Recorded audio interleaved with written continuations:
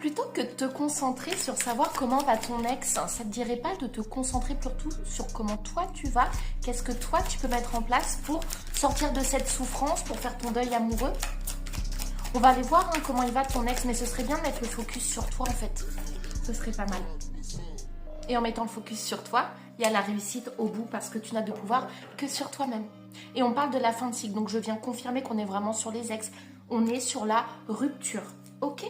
Alors oui, tu me diras, ça a été une rencontre forte, je n'y arrive pas, je peux pas vivre sans lui.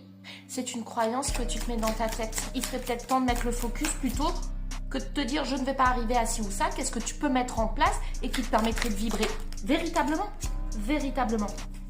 Comment tu fais pour casser ce cycle dans lequel tu te complètes d'une certaine façon? Parce que c'est confortable, même si c'est dysfonctionnel, tu maîtrises. C'est inconfortable de se mettre face à soi-même devant le miroir, d'accepter que ouais, tu l'aimais, ouais, il t'a quitté, il t'a fait croire. Donc tu vois, on a l'amour, cet amour durable. Au début, peut-être que oui. Maintenant, non, vous n'êtes plus ensemble. Oui, mais il m'avait promis qu'il m'aimerait pour toujours. Voilà. Mais maintenant, cet amour avec cette personne qui n'est pas là, tu te le donnes à toi-même en fait. Et effectivement, c'est inconfortable de faire le choix de sortir de sa zone de confort, de se mettre face à soi-même devant le miroir, de se dire je vais faire telle ou telle chose. C'est inconfortable. Mais assurément, c'est la seule chose sur laquelle tu as du pouvoir et qui te permet d'aller mieux demain. Alors comment il va? Je serais tentée de dire j'espère qu'il va bien pour le coup. On peut lui souhaiter d'être heureux. Et le mettre dans la case bon souvenir. Et lui dire merci. Pourquoi merci?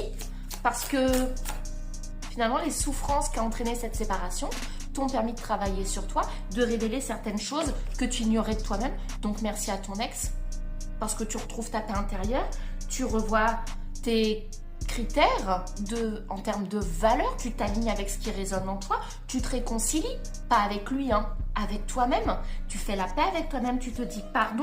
Alors oui, c'est pas sans mal, oui, c'est pas le bordel, c'est pas sans bordel dans ta tête, mais c'est assurément le bon chemin. Voilà, c'est ça que j'avais envie de te dire. Et j'ai la croisée des chemins. Le choix t'appartient de rester dans cet inconfort, dans cette souffrance, ou le choix t'appartient, comme je le dis toujours, de ouais, c'est pas facile, mais je mets ce qu'il faut pour faire sauter les blocages, retrouver ma paix intérieure. Et si ça implique de toquer à certaines portes, n'hésite pas à le faire parce que je suis là pour ça. Voilà. En plus, actuellement, il y a 10 € de remise sur les séances, donc c'est pas rien.